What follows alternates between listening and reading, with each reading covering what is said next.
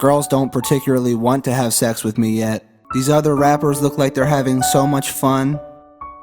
Oh man. Before Lil Dicky released his debut album, Professional Rapper, on July 31st, 2015, before Lil Dicky had a legion of fans known as the Dickheads who helped fund the launch of his career via Kickstarter, before Lil Dicky would collab with the likes of Snoop Dogg, FettyWap, and RichHomieQuan, all of whom I've done a Before They Were Famous on, just for the record. Before Lil Dicky's music video for Ex-Boyfriend would receive over 1 million views in under 24 hours. I had to see, and I was mad discreet, and I got him, my Timmy doesn't take a little pee. Oh my god, Becky, look at that cock. Which I actually believe is a song and a video that deserved a Grammy. Lil Dicky hails from an upper middle class suburban town a half-hour north of downtown Philadelphia. As a young boy, he aspired to become an actor or a comedian. The guy was a riot and everyone said he's the funniest guy they've ever met.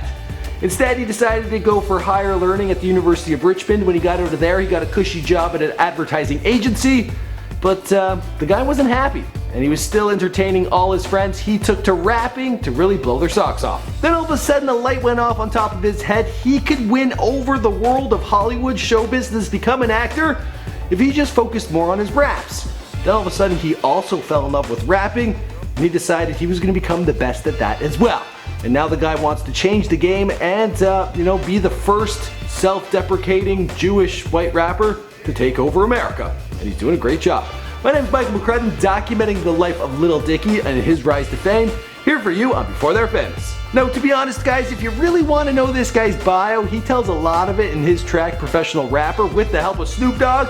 But again, you guys requested this one a whole bunch, so I'm just doing my job and here we go. Be sure to let me know in the comments down below who you want to hear about next. I don't even sweat it though. David has a tenors of my credit low, but shit'll hit him quicker than the edible. I'm about to run for Senate, ho. You don't even Senate vote. Been on top of cheese, I ain't talking about oregano. David Andrew Bird was born on March 15th, 1988 in Cheltenham Township of Pennsylvania, a half-hour north of downtown Philadelphia. It's in the suburbs, upper middle wealth around. Some real shit, you ain't never had to struggle for much? I wouldn't say it like that. We just had a different kind of trap. Elaborate. Now on Lil Dicky's personal website, he goes on to state that at the age of 14, he opened for R&B group 112 at his overnight camp.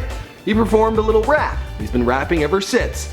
Now I don't know what this guy, if what he's saying is a joke or if it's true, so I decided to look into what 112 was doing around this time, and they had just been dropped by Bad Boy, so it could have happened. Now David states that he has always been labeled a funny guy, and he's always enjoyed nothing more than to entertain and make people laugh. He was also smart and gifted in class. He attended Cheltenham High and the University of Richmond, where he graduated with a 3.03 grade point average. Now upon completion of his education, he was certified and qualified to land any kind of job he wanted, and he still wasn't too thrilled because he wanted to become an actor, he wanted to become a comedian, and well, you don't get those with an education. He ended up moving to San Francisco, where he took an account management job with Goodby, Silverstein, and Partners. But of course, the inner comedian inside him, it came out, and he put together a rap video for his peers where he talked about his monthly reports. Soon after that, they're like, we gotta put you in the creative department because something crazy's going on there. In this new role, he wrote copy for ads such as the NBA's big campaign.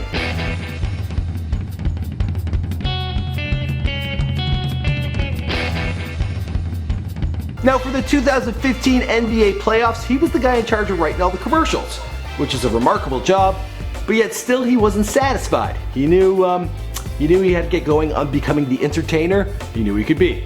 He came to the conclusion that he wasn't so bad at rapping, and perhaps it could open for him a few doors. That's when he doubled down on his efforts, and as he did this, well, he fell in love with the art form. He began producing songs and music videos, which he would stockpile for 2 years. Then on April of 2013, he dropped his debut mixtape, So Hard. Around this time, his parents were pleading with him relentlessly not to put any content online. Why? Well, they believed it would have long-lasting effects on his future career endeavors. And the guy's a pretty smart guy.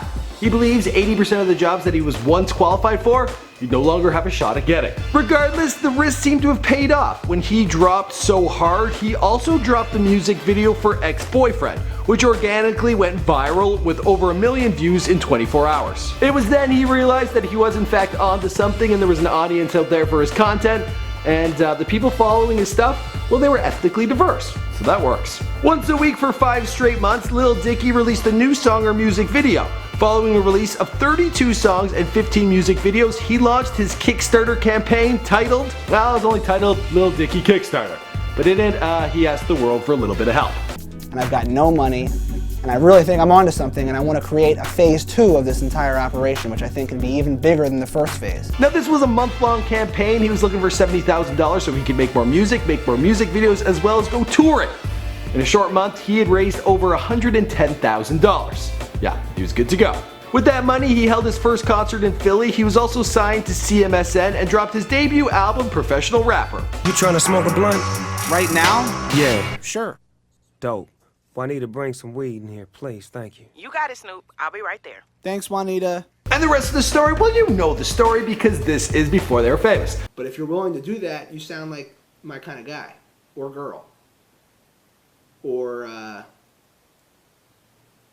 there's nothing else. My name's Michael McCrud. Thanks for checking out my personal channel. I've done a whole bunch of rappers. Snoop Dogg, I've done him. RichHomieQuan, done him. FettyWap, I did him way back in the day. Be sure to let me know who you want to hear about next. I read through all the comments, guys. Hope you're enjoying the channel. See you in the next one. But what kind of tea do you guys have? We got mint, raspberry, Earl Grey, English breakfast. Actually, I'll take head.